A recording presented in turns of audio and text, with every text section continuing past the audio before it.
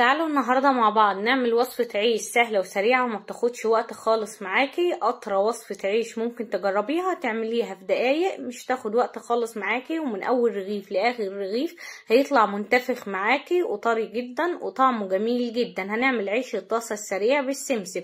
هتمنى بجد وصفة النهاردة تنال إعجابكم.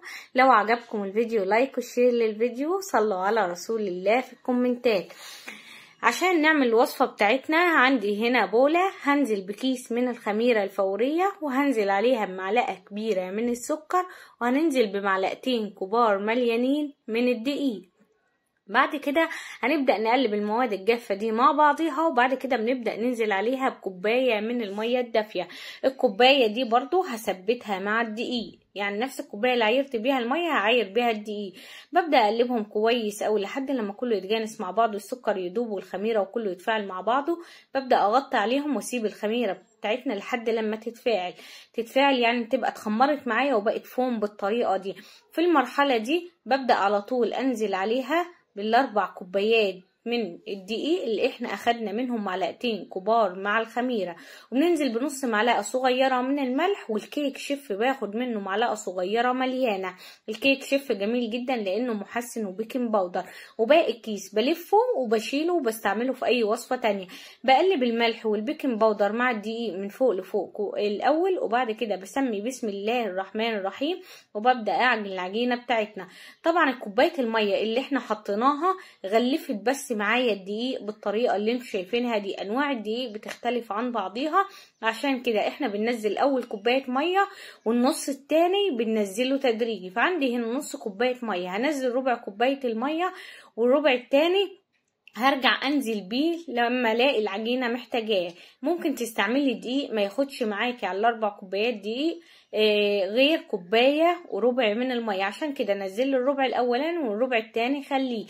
زي ما انتوا شايفين العجينه طريه معايا، هبدا اعجنها كويس او اديها حقها في العجن لحد لما تلم معايا من الطبق وتنضف لي الطبق بالطريقه دي. شايفين كل ما بعجن كل ما بتخلع معايا من الطبق وتبدا تنضف لي البوله او الطبق اللي انا بعجن فيه.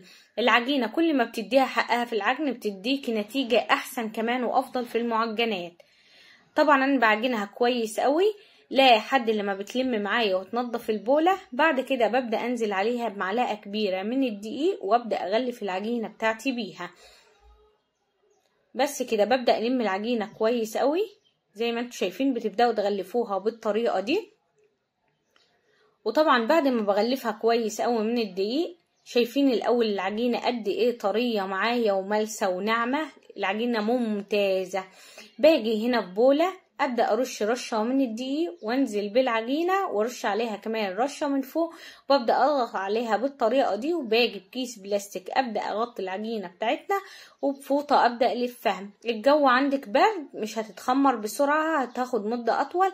دفي الفرن واطفي الفرن، وبعد كده دخلي العجينه على الرف الوسطاني وهي ملفوفه فوق قماشه لحد لما تتخمر معاك. الجو حر، لفيها بقماشه وسيبيها على الرخامه.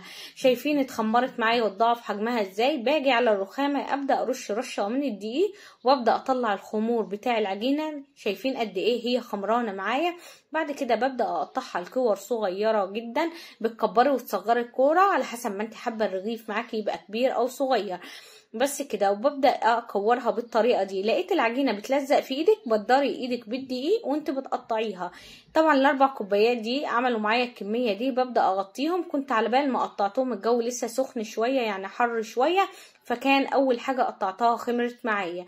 باجي على الرخامه ارش رشه خفيفه من الدقيق ورشه خفيفه من السمسم. السمسم طبعا القيمه الغذائيه بتاعته عاليه جدا، فحبيت استعمله في الوصفه. مش حابه تستعمليه استغنى عنه عادي. بتبداي تفردي بدقيق، ومن فوق لما بترشي دي بتبقى ايديك فيها اثر دي، فلما بتبططي الرغيف بيتبطط معاك ويتفرد بمنتهى السهوله. ببدا اخد بقى من نص لبره، يعني من نص لفوق ومن نص لتحت، وانا بفرده لحد لما بيتفرد معايا بالطريقه اللي انتوا شايفينها دي. باجي على الرخامه ابدا ارش رشه خفيفه من الدقيق وابدا ارص العيش اللي انا هفرده. طبعا انا هفرد نص الكميه وابدا اسوي فيها، وانا وبسوي ابدا افرد النص التاني. شايفين قد ايه رقيق جدا ومفرود معايا حلو قوي. طبعا رشيت رشه دي تحته بعد ما فردته. ليه؟ عشان ما يلزقليش على الرخامه على بال ما افرد باقي الكميه. طبعا انت بعد ما بتفرديه لو الجو برد بتسيبيه شوية 10 دقايق يرجع يتخمر تاني، عشان لما تحطيه في الطاسة يبدأ يرتفع معاكي. طبعا رشيت منه جزء منه برضو، رشيت على وشه سمسم وفردته. بعد ما فردنا نص الكمية بنيجي هنا عندي طاسة على النار، بسيبها على نار عالية تسخن كويس قوي معايا. وبعد كده ببدأ انزل بالعيش طبعا، وببدأ اهدي النار وسط عشان العيش معايا يبدأ يستوي. طبعا بسيب العيش لحد لما يبدأ يتشمع من تحت. اول ما بلاقيه بدأ ينتفخ معايا ببدأ اقلبه كده على الجنب التاني، على الوش التاني، لحد لما يبدأ يتشمع كمان من الوش التاني ويبدأ ياخد لون خفيف. برجع اقلبه على الوش الاولاني. وفي المرحلة دي بتبصي تلاقي العيش معاكي بدأ ينتفخ بالطريقة اللي انت شايفاها دي. ببدأ اضغط ضغطة خفيفة عشان ما تطلعيش الهواء طبعا اللي فيه. ببدأ اضغط ضغطة خفيفة عليه لحد لما يبدأ ينتفخ بقيه معايا. شايفين لما قلبته رجع ينتفخ لوحده. شايفين الجمال؟ والله الوصفة ممتازة. قلبته على الوش ده كمان مرة، ورجعت قلبته على الوش الأساسي مرة كمان. وبعد كده بدأت أطلعه من الصينية، من الطاسة اللي احنا بنسوي فيها. طبعا كان هنا خد اللون معايا واستوى حلو قوي. شايفين قد ايه منتفخ؟ عندي هنا صينية جنبي حط عليها فوطة، ببدأ أطلع العيش عليها وابدأ امسح الطاسة اللي انا بسوي فيها من الدقيق والسمسم اللي وقع فيها طبعا، وارجع ارص نفس الرصة. وعلى نار متوسطة بنبدأ نسوي باقي الكمية. بس الوصفة جميلة جدا وطعمها جميل جدا، والله ما بتاخدش وقت خالص. لو انت مخلصها عيش اعمليهم، مش هياخدوا وقت خالص معاك. انت وقاعدة كده قومي تسلي في المطبخ، هتلاقي الوصفة جميلة جدا وهتعجب اولادك. عند الاولاد بيحبوا ياخدوه كمان المدرسة معاهم من كتر ما هو طري وجميل جدا.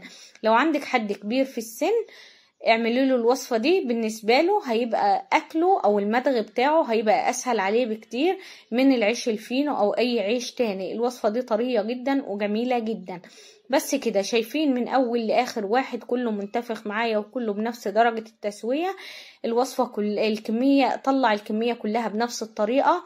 شايفين قد ايه العيش معايا جميل وشكله شاهي النفس، والوصفة جميلة جدا والعيش طري جدا.